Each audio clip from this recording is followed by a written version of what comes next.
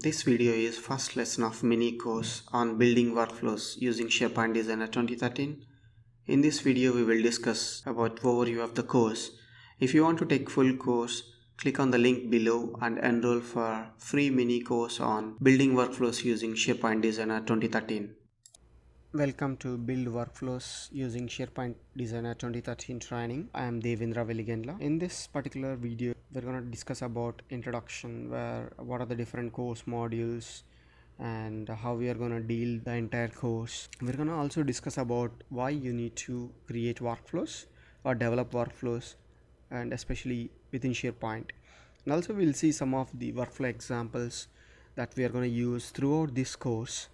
Then we will talk about 2013 workflow architecture, then couple of demos. One is install SharePoint Designer and open the sites using SharePoint Designer.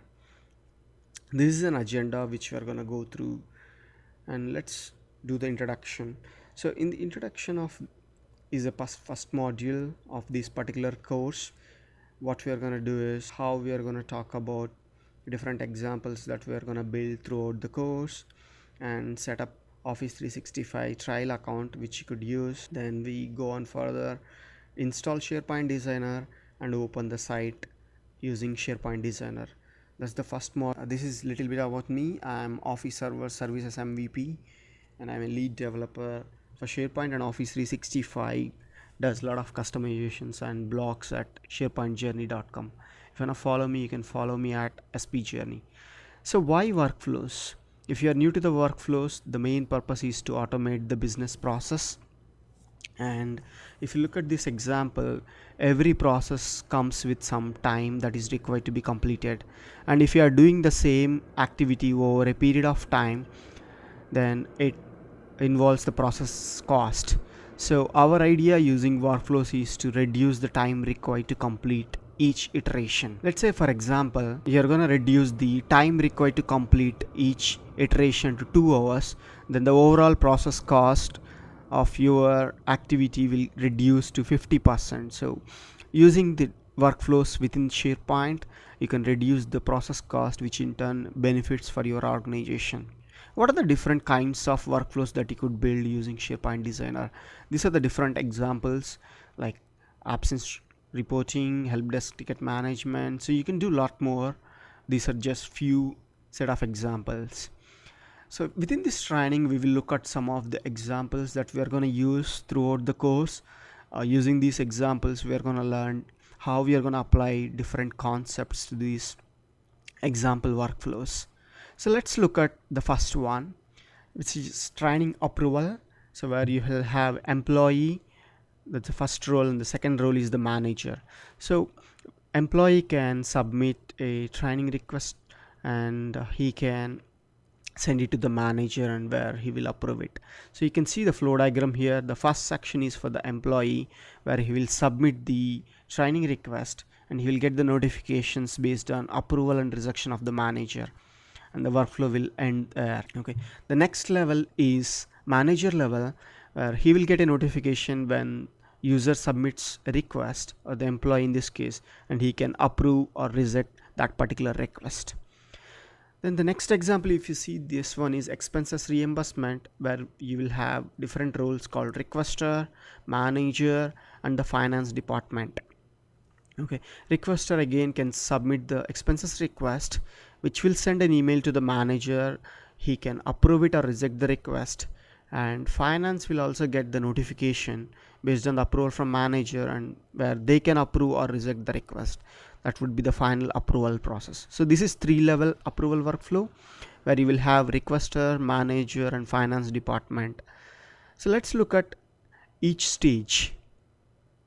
Okay, so the first one is the requester, where he will submit the expenses request, and he will also get the notifications based on the approval or rejection. So in this case, the first one is rejection, the next one is the approval. Okay, so for the both manager and the finance team can approve it and reject it. And if you look at the manager, he will get the notification when requester submits then he can approve or reject that particular request. The last one is the finance department. They will get the notification when manager approves the request, and they can also reject the request or approve the request, depends on what they get it. The one more example is the common one, leave request system. Here also we will have 3 different characters. First one is employee, the next one is manager, and the other one is HR. So this one, employee can submit the request, manager will get a notification and he can approve it or reject it, and whereas the HR team will just get the notification. So we'll see 2 kinds of leave request system that you could build. This is a simple one where employee will get simple notification, manager can approve it, HR also get the notification. But the next version of it is HR also can approve it, so it's again 2-level approval workflow, and also the state machine part. Let's see the employee section here. He can submit the request and he can update the form as well, depends upon whenever the manager and HR rejects that particular request, and he will get the approval notification upon the approval. The next role is the manager, where he will get the notification upon submit request and also the update that particular form, and he can approve the request or reject the request.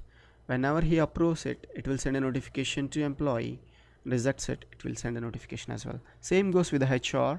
When manager approves it, HR gets a notification, they can approve it or reject the request. These are the different kinds of examples we have. So let's do a simple exercise.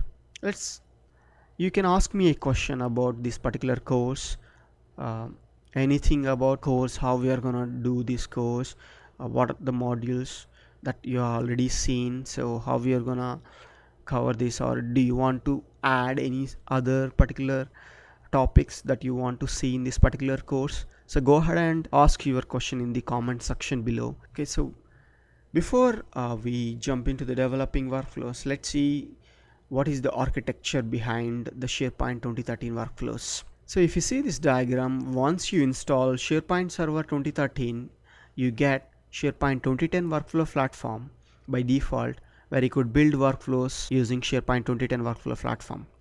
But if you install Workflow Manager, which will be running outside of the SharePoint, then you get SharePoint 2013 workflow platform, where you could build complex workflows by using loops, and the communication that happens between the Workflow Manager and SharePoint 2013 server is based on the REST API. So if you want to get some information from SharePoint server or update some information to SharePoint server, so it uses the REST API. Let's look at what Workflow Manager is and what is the importance of the Workflow Manager. So the first version is 1.0. As I said, it's gonna run outside of SharePoint server, and all workflows will be executed by your Workflow Manager, so you could build complex workflows. The next one is the Workflow Manager uses WAUth and server to server high trust authentication, which uses for the communication between your Workflow Manager and your SharePoint server, which uses the REST APIs again to get the information as well as to update the information from or to SharePoint server. And it requires SharePoint server, and you have to configure user profile service application so that you could use the latest workflows. But if you are using SharePoint Foundation, then you might need to use the previous version of the workflows. And it uses .NET Framework 4.5 Workflow Foundation behind the scenes. And also the important part is all workflows are declarative now, so there is no code behind, and it's all XML now. In the next video, we will see how we could set up Office 365 tenant using Office 365 E3 trial version. So if you have any questions for this video, please drop or send your comments. Click link on right to watch next lesson from Build Workflows using SharePoint Designer 2013 mini course, or click link on the left to enroll full course for free on SharePoint Journey School. Don't forget to like and subscribe if you want to get more videos from SharePoint Journey School. I hope you to see in SharePoint Journey School. Thanks for watching.